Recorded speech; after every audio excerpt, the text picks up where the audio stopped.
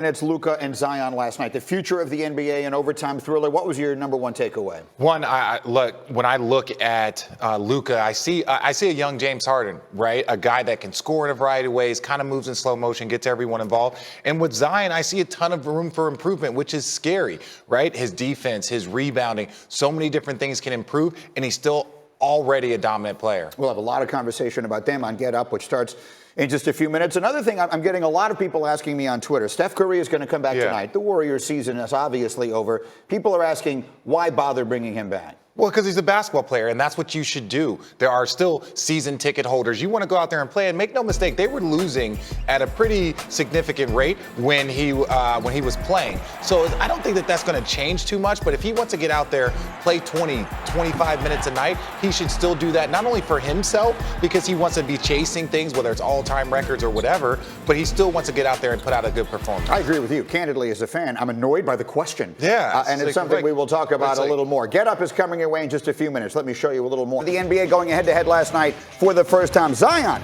and Luka. You saw it late night on ESPN. Get the basketball guys in here. And they weren't the biggest stars in the house. Pat Mahomes taking in the action courtside. And let's pick it up in the first. And Richard Jefferson, look at Luka from downtown, guarded by Zion. I talked earlier about how he reminds me more of James Harden than anybody. Probably James Harden a few years ago with those types of step backs. And meantime, Seth Greenberg, we saw this is the first back-to-back that Zion has ever played, and he looked tired. He looked tired. They ran a second defender at him, and he could not score over the physicality of the defense. He's struggling. He had 9 points, 3 boards, and 1 assist in the first half. I think it's but hilarious. He would come on in the second half. We're tied at 73. We are tied no more. Look at the power from Zion. Yeah, when you can take 2 steps, do a spin move, and then just launch yourself from the dots and then dunk it with ease, that's special athleticism. Mark Cuban says, whoa, what was that? That was my adaptation of what Mark Cuban said. Under a minute to go, Mavs down 1. Luka, where are you going to go for the big bucket? How about Seth Curry knocking down a big three? Yeah, and it was, look, he had the shot, no-look pass to an open three-point shooter. That's what makes him so dangerous. Here we go, 10 seconds to go in regulation. It's a 3-point game. Where do the Pelicans go? They go to Nicolo Melli. Who? Right from the first time his name's ever been said on this show. This is his first year in the NBA from the Italian League. He sends this one to overtime. In the OT, Zion checks in. Less than 2 minutes to go, and he's still playing hard. Yeah, look, he can just explode through everybody, but he didn't come in till 2 minutes ago. He had a career high last night. He had 21 points last night, but it was Luka who got the best of him, both knocking down shots and distributing for the big fella KP. Luka with a 30-point triple-double in a huge matchup game, and the Mavs in overtime take the win. Physically, I'm feeling fine right now. I think it was just one of those things where, Drew, Lonzo just kind of came to me and was like, are you ready to play? Because if you saw me in the second quarter, I think, I just kind of turned around and looked at Lonzo like, all right, like, I'm awake now because, they just came to me and said, like, it's time for you to wake up. I think he's fine. We worry about him too freaking much, okay? He's fine. He's 19 years old. He'll be fine. Well, he seems in a good mood, and it's easy to understand why, because you lose. They lose on back-to-back nights. They lose a terrible game at home against a bad Minnesota team. They lose this one in overtime. Their playoff chances slipping away, and people are asking about Zion's minutes. Yeah, he played the most minutes he's played all season yesterday, but he wasn't productive in those minutes. In fact, his stats were more like fantasy basketball stats. I mean, he scored, he finished around the basket. He didn't have any impact on the game.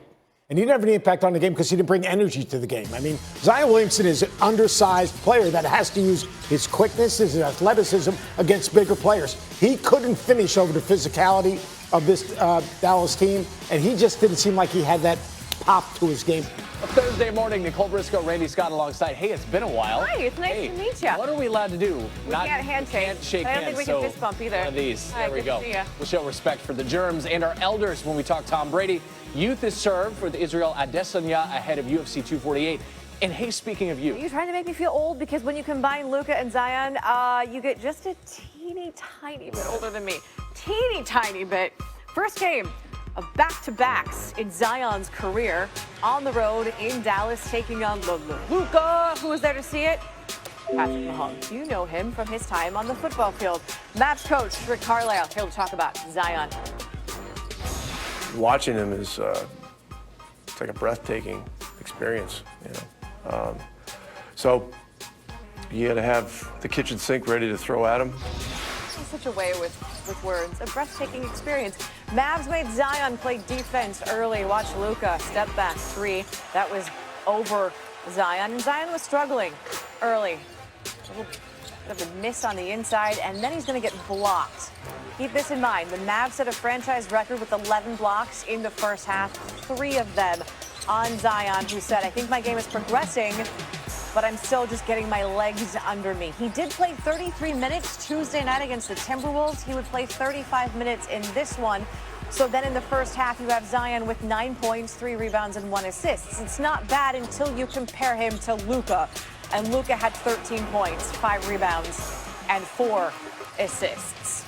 We're going to go to the fourth quarter. Pelicans down 2. Can we give some credit to Brandon Ingram, who's probably not getting enough attention for the Pelicans? Brings up the ball.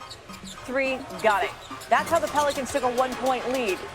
Still that score. 2 minutes to go. Ingram, team high, 27 points, but he would foul out in overtime. Here's how they got there. Luka to Seth Curry. Corner 3. Seth, not Steph, but they look alike. Mavs back up 2. Mark Cuban, your thoughts. 10 seconds to go. 3-point game. Nikola Melli over Kristaps Porzingis. Let's review it. Is that a 3? Let's take a look. Where are the toes? Behind the line. That's a 3. Luka not happy.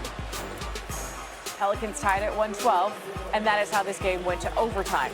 In overtime, Pelicans down 2. Zion still going strong. And again, I remind you, the first game of back-to-back games in his career, driving, using that body, that strength, 21 points, career high 35 minutes. We're tied at 118. Luka now, what do you have? Step back 3? Okay.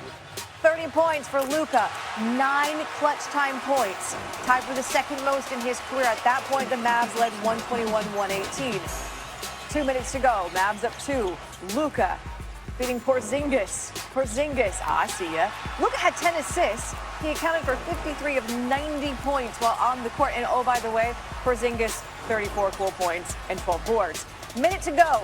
Pelicans down 4. Drew Holiday throwing it down. It's a 2-point game. Next possession, I want you to watch Luka.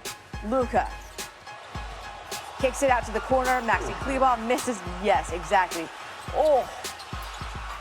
Luka keeps it alive. 17th rebound of the game. Hold on to it. Hold on to the win. 22 triple-doubles for Luka. That's the most in Mavs franchise history.